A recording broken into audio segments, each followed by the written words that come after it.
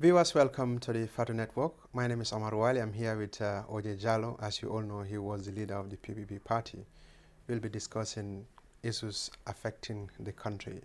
Mr. Jallow, thank you once again for this interview. Thank you very much, Omar Wali and your team. I am always delighted and very happy to have you around, particularly when you leave your own office to come to my home. And I'm really humbled. And I want to thank you all very much for doing a good job. And I'm following your programs. And I think this is what Gambia needed, to have efficient, competent, independent information networks that will be geared towards make sure they educate the Gambians. Virtually, your network is part of civil education. They are really bringing information to the Gambian public, to the Gambian people, whereby people will now be aware of what is happening in their homes and in their country. I thank you very much. Thank you so much for that. What do you make of the current political situation? So many things happening. In 3 years, Jatna is here. Other parties are calling on the president to step down in December. Others said he should overstretch his tenure in office. Sorry, unfortunately, the people can remember that when I was a minister and being part of the coalition, I made 2 interviews. One was when I stressed that we should respect the coalition agreement. And then I made another interview with, is it Paradise? Or no, it's not Paradise, it's another network. And I said, until and unless the coalition executive sits down and bring tangible reasons why the 3 years should not be respected, we should still maintain the 3 years. But unfortunately, we, the members of the coalition, the leadership of the coalition, should be blamed for anything that is taking place today. Because if we had lived by the letter and spirit of what we agreed, what we discussed, the present situation would not have arisen. Because if we have agreed that within the 3 years, we all know that we were going to have the presidential, parliamentary, and council elections, and we do all of them within the framework and spirit of the coalition, then we should not have found ourselves in this present situation. Because then every and each of us will be seeing Gambia and the interests of Gambia rather than our individual parties or our individual interests. And secondly, after we agreed and make sure we put up President Barrow as our candidate, as an independent candidate, come the parliamentary, the UDP walked out and said they are not part of the coalition when we are going to the parliamentary. That's where the problem started and where we started breaking up. And then the 3 years, the 5 years, the constitution took precedence over any other agreement. And I always tell people that we should learn a lot from Senegal. Macky Sall and his coalition, Benno Bokk Yakaar, campaigned that when Macky Sall wins, he's going to stay only for 5 years and not 7 years for 2 terms of 5 years. But when he won, the Constitutional Court of Senegal called his attention that he cannot serve his first term for 5 years because the Constitution says 7 years. And they said he should make sure that within that 7 years, let him amend that portion of the Constitution so that his second term will be 5 years. But we didn't see anybody going onto the street and saying, you promised us that you are going to stay for 5 years. So they agreed. So they have now amended the Constitution. He has served for he has been there for 7 years for the first term, but the second term is going to be for 5 years. Gambia also, the Constitution requires that the president serve for 5 years. Even if he steps down, there will be no elections. Now, so is it you said all of you should be blamed, so it is your collective responsibility to fail the coalition. That's right. We all failed. The Gambia, not the coalition. We failed the Gambian people. But, okay, somebody like you were in support of 3 years initially, but why did you change, just move another? I didn't change. Okay, but you Fortunately, when I was saying it, I was a cabinet minister. In your capacity as a cabinet minister. Okay. So not I didn't want to stay there. I didn't go into politics for position. Okay, let's get this. Just let me finish. Okay. So, when I was removed, not only was I removed from cabinet, but also within the party also, I stepped down as party leader. And we have a new leadership.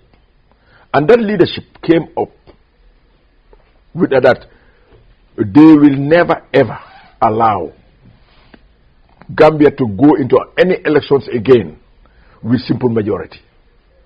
That they want Gambia now to have the 51% for every presidency. And secondly, they said the 3 or 4 major reforms that we were supposed to complete in 3 years are not completed, not because of the government, because of the international community and the funding of these projects. That's like the constitutional reform, the civil service reforms, the security reforms. Okay. And then all these commissions that are set up are still functioning. So the new leadership said now they are going for the 5 years because 1, they want to respect the constitution, and 2, they want to make sure the reforms are completed so that we will have built the foundation for a sustainable and democratic dispensation. Okay, you change your position because the party said this. Yes, sir. So similar thing happened to Dabo. Dabo also said, his president must go for 5 years, and the party ended up coming and they said 3 years. But many people said, well, that was Dabo's individual opinion. So you are in the same shoe because at the time you are the leader of the PPP party. I said 3 years. You said, don't you think you cannot have an individual or personal opinion? No, that time I was speaking for the party, that I was the party leader. Today I'm not the party leader. Okay, you were speaking, but yes. At the time that was the position of the party. That was the position of the party. So, but then, when the new party had their congress, had their new leadership, they sat down and take into consideration the situation on the ground and the legal, constitutional provision of this country. And they came with a different decision. Unfortunately for me, I am not again the leader of the PPP. So, as a former leader of a party, don't you think it's proper for you to stand by what you say initially? To say yes, 3 years, even though if the party said we want to go for 5 years? No, but now, even if we say for 3 years, who is going to be there after Adama Barrow without the elections? Well, according to those who are a pressure group that are campaigning, they said they want the Constitution said if the president is incapacitated, the vice president takes over. Right. This is a debate that I had with them. I said, well, you don't want Barrow to stay, yes, but because you said he did not stick to the agreement, but Dr. Asel Ture also is part of the same agreement. So, and you cannot... And not only that, but Dr. Asel Ture is appointed by the same man that you want him to step down. Right. So, now, many people also said you change your position because of UDP. No, that is not true. I changed my position because I belong to a party, and I don't want the party to see me as if I think I own the party, even if I'm no longer the party leader. That's why I stepped down, because I felt that at my age, what I have contributed, it's high time that people like me should step back.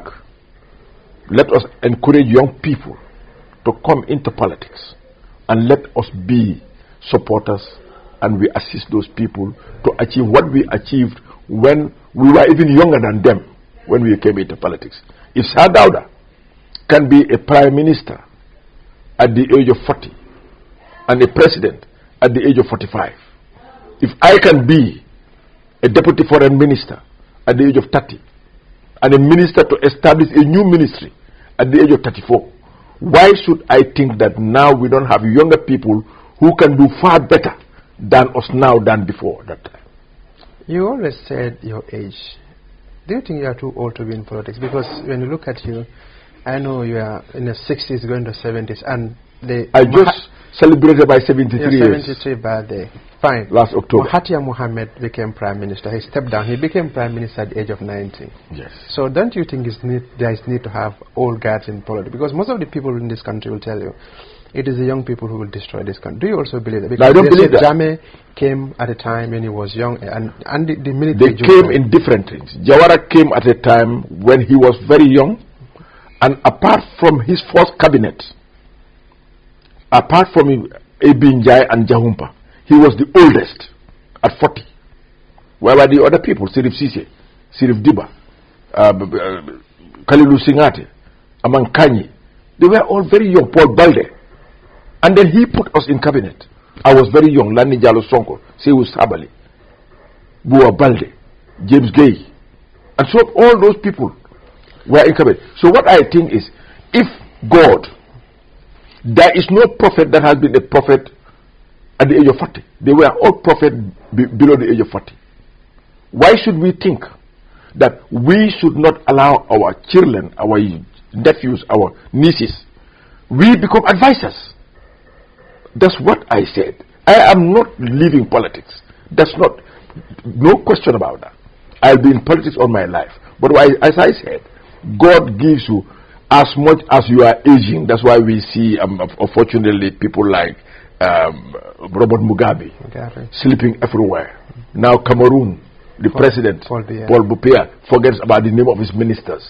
Is that what we need in Gambia? When we have people who can lead, who are young, who are dynamic, who are educated? Let's come to Gambia for All. Emerged as a result of the split from the PPP. There was Congress, someone won, another person felt that it was not properly done. Those people went and they formed their own political party. And many people said it's going to affect the PPP seriously. Gambia for All, BB Davos party. Fortunately, BB worked with me for many years. And everybody knew that I think I was one of his closest partners in the cabinet of Sir Dawda Kairaba Jawara. And when they had our Congress in '92, I was the only person who publicly went up and asked Sir Dawda to leave and not to continue. And I publicly said I supported BB to take his place. So what happened is, when the coup d'etat happened, when BB was being appointed minister, I was already a cabinet minister long before him. Sewu Sabali, Lani Jallow Sonko, LK Jabang, and others. He served for ministry for about 7 months and promoted to vice president for 10 years. 10 years, and then minister for 3 years when the coup happened. Unfortunately for him, he made the very serious mistake of coming and serving an illegal government, because international law make coup d'etats and legal and our local laws coup d'etats an illegal activity and is treasonable activity. He came, joined them, and tried to justify his joining Yaya Jammeh by saying that he has come to help him eradicate the endemic corruption that was in the PPP, a government that used to serve as vice president for 10 years. Now, Sir Dawda called us just before our Congress. Unfortunately for him, his brain was still working fine. He brought the letter that he wrote to us in August, 1st August 2001, when we re-registered the party. And I wrote to him saying that he was still the party secretary general. And he wrote back saying that he accepts our proposal, but he is now proposing me to act in his position as the secretary general and party leader.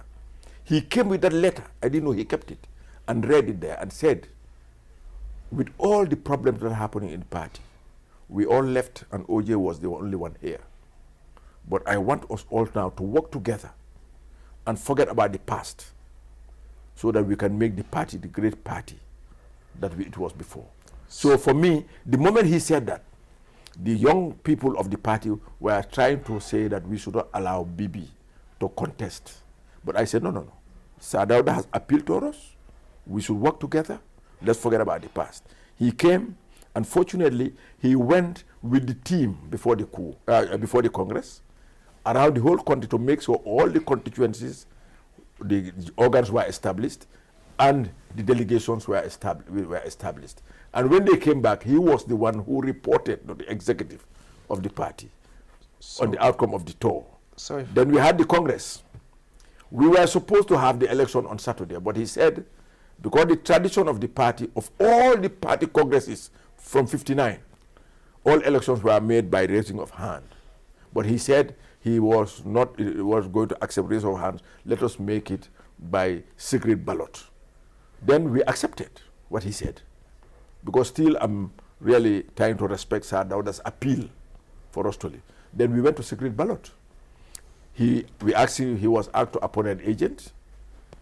The other candidate was asked to appoint an agent. We wrote to the IEC to bring 2 of their senior officers to observe the process. And then we will call constituency by constituency to come with their delegates, 10 delegates, and then they will vote. Then when the voting was completed, we asked the IEC and the agents to sit down and make sure they recount the votes. And then they said they recounted, and everybody accepted that it was free, fair, and transparent. And then the IRCC, who was then the chair of the Congress and the interim national president of the party, read the results.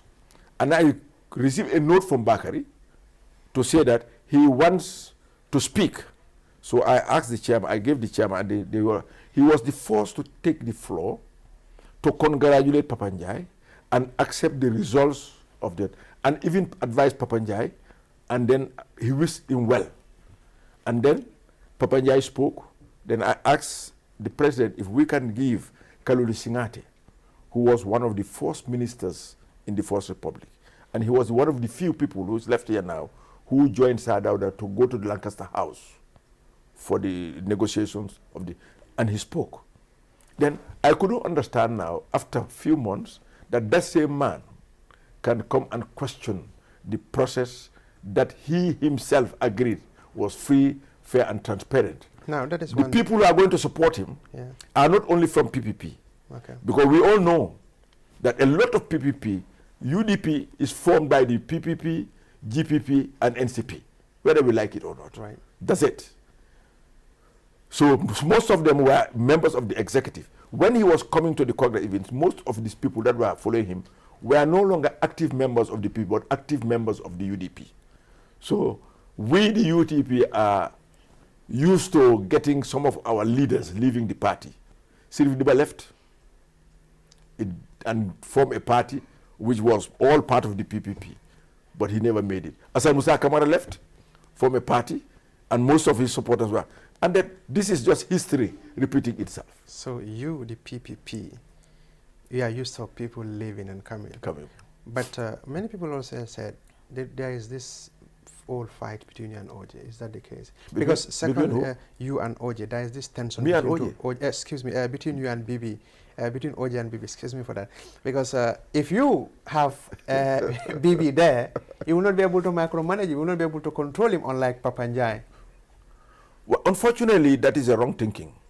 Me, I don't control anybody. Everybody knows the way I do my politics. I was one of the few members of parliament who was not even a member of my constituency executive. I refused to have it. Being a member of parliament is enough for me. Even when I became member of parliament, I resigned from some of the local boards that I were in. But for me, I want to be an advisor. Now in the PPP, I'm just advising. And I make sure that anything that I do, we should have a committee meeting. Because I am a very close observer of Sir Dawda's way of doing things. People are saying I control Papanjai. That's not true. I will never ever try to micromanage or micro-control. Why? Then why should I not stay then and just go to elections and be the party leader, continue to be the party leader? Okay, your party is in support of 5 years now. That the election only be held in 2021. 2021. Imagine there is second round voting. Which party do you think your party you will be able to work with or form a coalition with? Fortunately, the moment there is a second round voting, because we are going to put up a candidate, right, there will be 2 parties for the second round voting. It is then that we will decide which of the 2 parties we are going to go into partnership with. Imagine it end up being between Barrow and UDP. Which one will your party support? That depends on the executive committee of the PPP's decision, not OJ's decision. Okay, not OJ, but as an advisor, I know your advice will count. Which, now that will come in, maybe are just saying this, but which party, among these two, which do you think you will be able to work with, if there is any? I will reserve my opinion on that until the times come. You don't cross a bridge until you reach the bridge. Right, you don't cross a bridge. Okay. What do you make of UDP? Dabo said 5 years, but the party said 3 years. 3 years.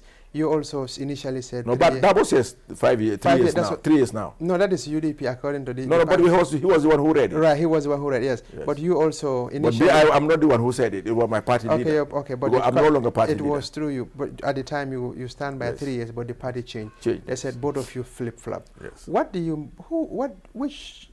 you make of these 3 years, Jotna? What that they want the president to step down in December?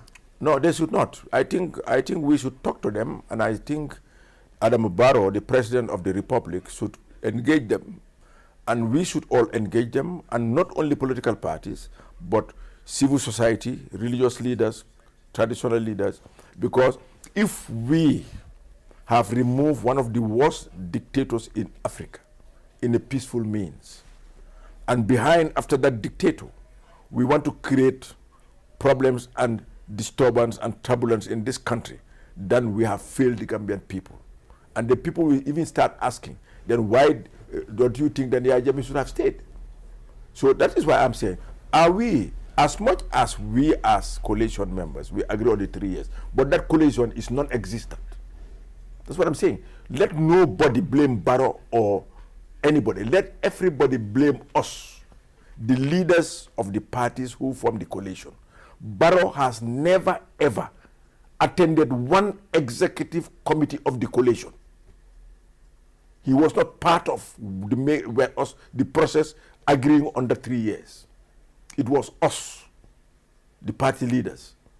Therefore, what I'm saying is, as much as there was the 3 years, let us copy from Senegal. The constitution take precedence over any other decision or any other agreement. So if we can take for 22 years without going into the streets, when the Ajami was killing our friends, our neighbors, our families, torturing them, how many Gambians left this country?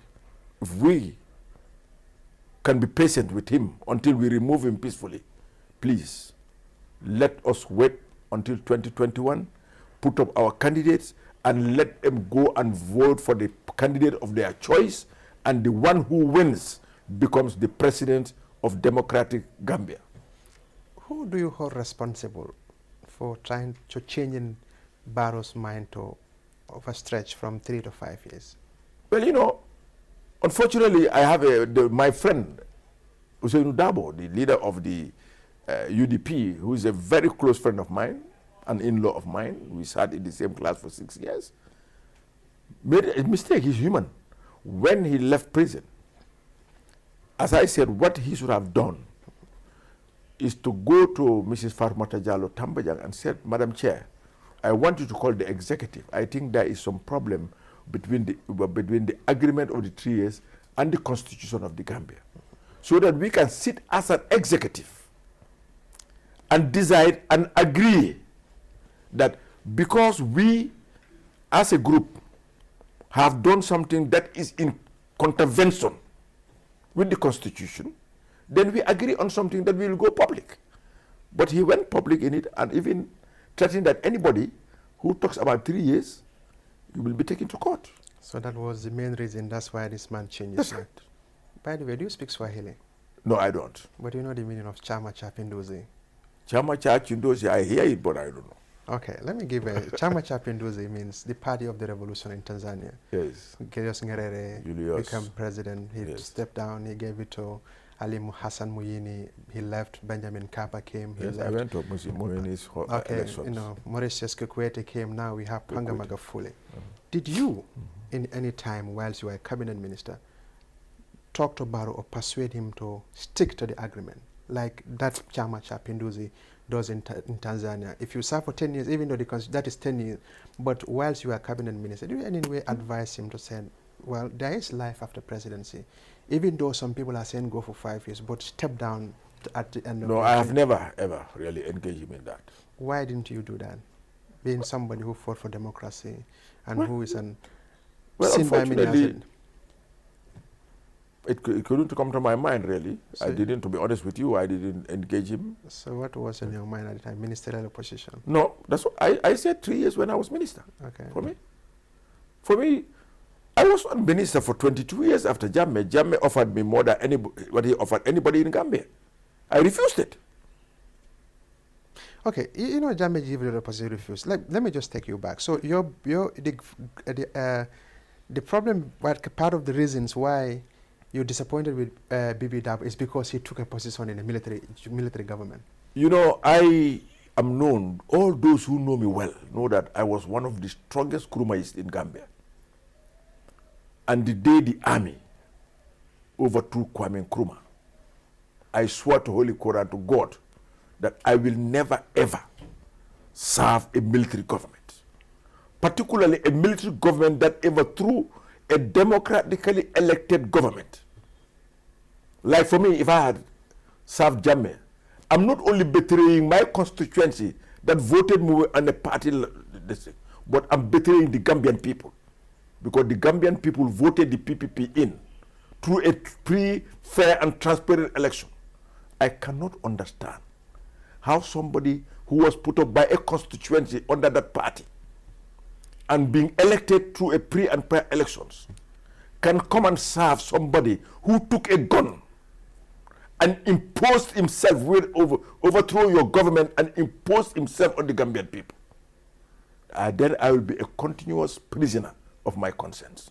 That I will never accept. So, but people can make mistakes, or people can be part of, why they can say, well, we are doing this, like Famata Tambaja was part of the government, but look at what ended up happening. She's been credited for being the architect of the coalition, which eventually removed Jammeh from power. Is that not also a justification, even though she also was part of the Jammeh's government? But look at what ended up happening. But she was never elected by the Gambian people. Yes. In the First Republic. Me, what I'm saying is... Okay, somebody who is... I was a member of Parliament of Serekunda East. The people look up to me, not only for leadership, but honest and credible guidance. I could not reduce myself to a level whereby the very person, the very people that were betrayed and their rights violated by somebody who overthrew the party that they support and the candidate that they elect, for me to run. I can understand somebody who was not elected. So, okay, that's your justification. So you put both Bibi Dabo and Wad Juara in the same category. Thank you very much. So, who is the most consistent politician in this country? Because UDP, Dabo will say this today, and tomorrow UDP will say this. OJ will say this today, and the next day PPP will say this. Who do you consider the most consistent politician in this country? They said all politicians. Unfortunately, I cannot say this person or that person. Which political party? Or there's no party in your mind? That who someone you can look up to and say, this person is consistent. That he has never said this and that? Yeah, flip-flopping. There are so many who has not flip-flopped, but they were not leaders. You know, being a leader doesn't mean you are the best among them. You are just chosen out of choice. But I was not the best person to be chosen to be the intermediate of the PPP. There were other sort of people who sometimes, even if they were chosen, they could have done better than me. There are so many other people in other parties that if they were chosen, they will do better than the people who are leading the parties now. But this is individual decisions. Couple of days ago, a boat carrying dozens of Gambians capsized. As a leader, as a Gambian, what do you make of this, and how do we mitigate or avoid such things in future? This is a very, very serious incident when I heard it on the BBC that early morning. And I really extend my condolences and my sorrow to all the families of these young people who are fighting to go to seek for greener pastures. But I was also very happy to see on the television TV yesterday or the day before yesterday that they are now, as a government, trying to fight this migration issue. Because what people don't understand is people are campaigning on these young people, telling them they can take them there and they pay a lot of money. Because if we investigate the owner of that boat, how was it possible for 170 people to assemble in Bara at the same time and go, and how much did each of them pay? Because I know of people in Serekunda who are now suffering because their children are in camps in Libya and they have to send them money every month. But they were taken there by traffickers who are in Gambia. Instead of trying to, because there is this belief, this psycho belief of young people that you can only make it when you are in Europe, when you are in the diaspora. I appreciate some of them, they are thinking. But I think as a government, we should now start thinking of how to make sure we bring opportunities for the young people. And let people not think that it is only by working in an office that you are employed. No, no. As we said before we started the interview, those who are washing cars, some of them are receiving more than a permanent secretary at the end of the month. But I'm not even saying that. Why should I take a Guinean to make my tiles and I pay $32,000 for my daughter's house? Why should I bring a carpenter from Guinea or from Senegal? I think we should try to make sure technical training should be one of the main aims of this government, so that we can build the team of people who are technically trained. When I go to England, my daughter wants a plumber to come and check the toilet or the bathroom. Just for that plumber to come to the house, you have to pay £50 first before even him or him saying. Look at here also. When I call a plumber, how much do I pay? But most of them are foreigners. Why is it that we are not trying to engage our young people for them to try going into professionalism, mechanics, tailoring, tiling, so many other things that people are doing here, even in fishing. All those fishermen that you go to Tanje and Katong and Gunjur and Bakau, you go to Kaulak or to their villages, they have built mansions. When I was the Minister of Fisheries, as a program with the Japanese, and we went to Tanje and all these villages and tried to train young Gambians. We give them free boats, free nets, and even the boat engine, we teach them how to operate it. But give them 3-4 months. They sell everything and go back way. They are going to Europe. So that is why I said we have to change the mindset. It is unfortunate that people love their life, because I was watching on the television or on my telephone, how the dead bodies were being rotting on the beach. It is sad, particularly for people who are the age group, or your kids, your grandkids, people who have ambition, who are committed, who are dedicated to go and try to help their parents and their families in Gambia. Now, a PPP MP for Banjul South, Tumanjai, during the debate at the National Assembly said mosques should be removed from public places, and this generated a controversy in the country. Unfortunately, for me as a Muslim, I believe that mosques should not be broken. But one thing I have said, and I say it here again, the new constitution should provide that no religious edifice, being a mosque or a church, should be built in any government or public institution. It is wrong. When I was appointed minister, Julius Sadauda, there was no mosque in the quadrangle. When I went with Sadauda to Saudi Arabia, and he was appealing to build a mosque in Banjul, when they gave him the funds to build the mosque, he didn't build it at the State House. He built it at Fahad Mosque, where it is. And every Friday he will drive his car and go and pray there. Why didn't he build it at the State House? There should be no mosque at the State House. Now it's unfortunate it's there. But I think from now on, I went to the courthouse in Cardiff. There is a mosque there. You go to court at 9. We have already prayed Fajr. Only Tusbar will meet you there. 4 o'clock, the courts are closed. Then what is the use of the mosque? Before building them in government institutions, take them to villages that need this mosque. But I think it is wrong. We are a secular state. The Muslims has the same right as the Christians. The Christians have the same rights as the Muslims. Even those who adore these idols have the same rights in Gambia, like those who are Muslim and Christians. They are citizens. We talk about the citizenry. No citizen is more than the other. We are all equal under the law. There should be no religious or tribal discrimination.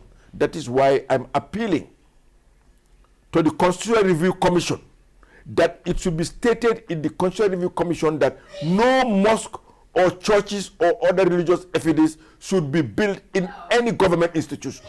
It's wrong. So it should only be, like government, public institutions, it should not be there. So it's only be at places like just across the street here. You have Pipeline Mosque, that's right. And you have one in Banjul. Banjul, that's right. So that's why I respect Sadauda. Okay. You know, Sadauda could have built in the State House. No. Sadauda have realized that Gambians have never had religious discrimination. That's why I always tell people, when we were fighting for independence, there were 4 parties. Of all these 4 parties, only one party was headed by a Muslim, and that is the Gambia Muslim Congress by Jahumpa. PPP was led by David Jawara. When he was Prime Minister, he was a Christian. UP was headed by P.S. Njai, a Christian. Democratic Party, the first party in the Gambia ever, was headed by Reverend J.C. Faye. And we all, some of our parents, some of our families, some of our colleagues wanted one of them to be in the State House. Sadauda went to the State House as a Christian, not as a Muslim. So what are we now trying to build? Religious edifices, mosque in every government institution. That is wrong, because in every constitution, if any government constitution that you go, government institution, there are Christians and there are Muslims. We should not promote religious or tribal discriminations. They bring instability in countries. What will be your message to the government of Barrow to avoid such things like the boat that capsized? I know you said we should engage, they should engage the young people, but what should his government focus be so that young people in this country will not perish at sea? Let us make sure we now concentrate on reducing unnecessary expenditures and bring all the funds that we have in trying to build institutions and facilities where young people can be engaged. For example, when the economic recovery program took place in the mid-80s in Gambia, we were able to get funds from the World Bank, and all those who were redundant from the PWD. For carpenters, they were compensated to start carpenter workshops. For fitters, they were compensated to start mechanic workshops. That's what we should concentrate on. Let us make sure the young people are engaged, because there is a local saying, if you don't keep the young brain of a child busy, then the devil will take over.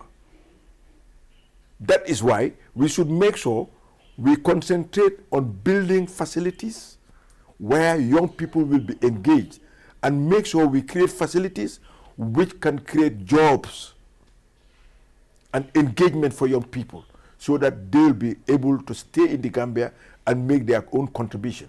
And one of the main areas that we should also concentrate is agriculture, because we are now pushing for diversification. And during the PPP regime, there was no back way, because agriculture was really successful. The children of the farmers live with their parents. When they sell their nuts, they have enough money. And now not only are we talking about groundnuts, we're talking about rice. We are talking about horticulture. We're talking about poultry. We're talking about other areas of agriculture. These should be developed and expanded. And we help young people, because when I was in agriculture, we had started a program. Some of those people who came from the back way, We have started helping them to start poultry projects. And some of them are now doing very well in their poultry projects. We should do that. Because the poultry is what, look at the amount of chicken that is imported in this country every year. Look at all these hotels. We import from Senegal. Senegal is now self-sufficient. That's why we have passed a law that no Senegalese will import chicken products. We can do that here. Recently, we have seen the emergence of new political parties in this country. What do you think will be the fate of some of those parties? No, for me, I believe that they will all just be political parties like in Senegal. Senegal has 100 political parties, but in the last presidential election, only about 5 of them contested. I think most of them are forming political parties because they want to go into coalition so that when any of their parties will, they'll be ministers or they'll be in positions of authority. Because if America, after 300 so many years, they can still have 2 parties. England, UK has 3 parties. Germany has 2. France 3. I don't know why. Why should I think that, like when they came to see me and asked me to form a party in 2001 when the ban was lifted, I said I will not, because I think PPP made you to know me. Why cannot people come into the parties that exist, bring their ideas?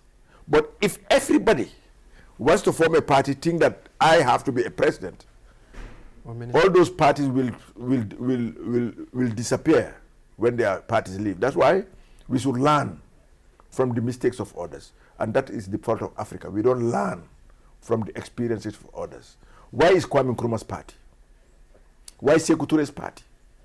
But Houphouët-Boigny's party is now in government. Senghor's party is the second biggest party in Senegal. As you said, Nyerere's party is now in government. Why should UP not be here today? If not for me, PPP also would not be here today. But me, I've learned from the experience of those because I went into politics at a very early age. And I think we should learn from the mistakes of others. Let us not ever, ever allow us to hero worship and to personalize leadership, not only of our parties, but of the state. Because I've seen that even people will elect a party leader, and at the end of the day, you made that party leader the owner of the party. That's the mistake we make. Like it happened to PPP in 1992. Gambia Jawara Town. That's right. So, if we continue doing that, we'll continue to fail. That's why I said, let us, instead of forming parties, let us come together to join the parties that exist, go with our own ideas, the young ideas. You have people who are now very, very experienced, and then you young people with these gadgets and all this, internationally now, we, the old ones, we couldn't be. So that's why I think we should step back and encourage the young people to lead the parties. But you don't seem to be technologically incapacitated. I see you with smartphones, you are all over. So yes, I make sure my smartphone is to send my email. Yeah, that's Google and then Yahoo and Facebook. Yeah. That's all. So to follow people like you, what you are saying.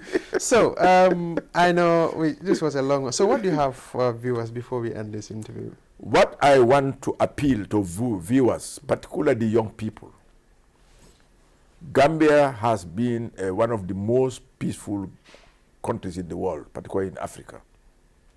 We were able to fight for our independence without violence. We gained republicanism without violence. Sadauda served for 29 years without violence. Unfortunately, an accident of history happened when Yahya Jammeh overthrew the Sadauda and then became one of the worst dictators in Africa. But Gambians, being the peaceful people they are, were able to get rid of Yahya Jammeh after 22 years peacefully. And still people are peaceful. We are still accommodating people who worked with Yahya Jammeh. I think we should also, I'm appealing to the young people, that let us give Adama Barrow a chance to finish his 5 years according to the constitution, the law of the land. Then after that, let us elect anybody of our choice in a peaceful, transparent manner. Me, at my age, I was given a Gambia that was so peaceful and stable by my parents. And I pray that one day also we should hand over this country to our children in a more peaceful and stable and transparent manner. Then Gambia will move forward. When it comes to opposition, there should be opposition. Britain is democratic, but they have strong opposition. America is democratic, they have strong opposition. We should accept opposition. The prophet had people who don't like him up to today, all prophets. That is why we should accept that being an opposition doesn't make you an enemy. We are all partners. As I said when I was addressing Parliament during the funeral of Sir Dawda, all rivers flow to the ocean. All the political parties talk about only one country and the benefit of one country, that is Gambia. Gambia is the ocean. We are the rivers, and let us make sure that all these rivers live in peace and harmony and partners in progress, development, and peace. Thank you. Thank you. Let me ask you a very last question. Jammeh is described by many as not only brutal, but the most durable dictator in Africa. Now, his supporters want him to come back. What do you make of that? Do you also want him to come back? I'm shocked sometimes when I hear people saying that they want him to come back as president. For me, I have gone to the TRRC and given my experience. Unfortunately for me, people who did it to me came and agreed that they did worse things to me, but I didn't say it. I said I will not say some of those things because I have children. And I don't know how they will feel if they hear about some of the things that they did for me.